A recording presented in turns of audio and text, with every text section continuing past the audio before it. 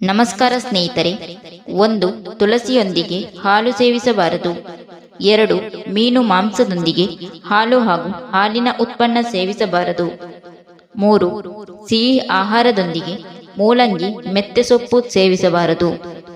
4. ಹಸಿ ತರಕಾರಿಯೊಂದಿಗೆ ಸಿಹಿ ಪದಾರ್ಥ ಸೇವಿಸಬಾರದು.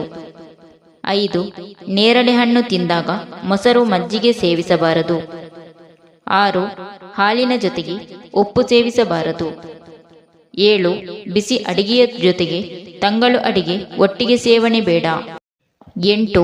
ಮೊಸರು ಮಜ್ಜಿಗೆ ಬೆಣ್ಣೆ ಪಂಚಲೋಹದ ಪಾತ್ರೆಯಲ್ಲಿ ಹಾಕಿಟ್ಟು ಸೇವಿಸಬಾರದು. 9. ಜೇನಿನ ಜೊತೆಗೆ ಹಸಿ ತರಕಾರಿ ಸೇವಿಸಬಾರದು.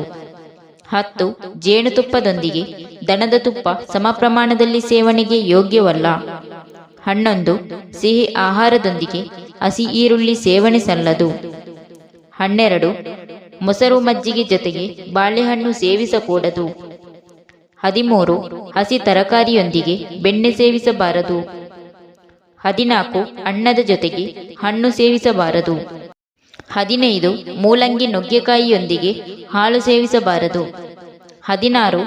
ಯಾವುದೇ ಹುಳಿಹಣ್ಣಿನೊಂದಿಗೆ ಹಾಲು ಸೇವಿಸಬಾರದು. 17. ಮಜ್ಜಿಗೆ ಜೊತೆಗೆ ತುಪ್ಪ ಹಾಕಿ ಸೇವಿಸಬಾರದು. Thank you for watching. ವೀಕ್ಷಕರೇ, ವಿಡಿಯೋ ಇಷ್ಟ ಆದರೆ ಒಂದು ಲೈಕ್ ಮಾಡಿ, ವಿಡಿಯೋನ ಎಲ್ಲರಿಗೂ ಶೇರ್ ಮಾಡಿ, ಚಾನಲ್ನ ತಕ್ಷಣ ಸಬ್ಸ್ಕ್ರೈಬ್ ಮಾಡಿ.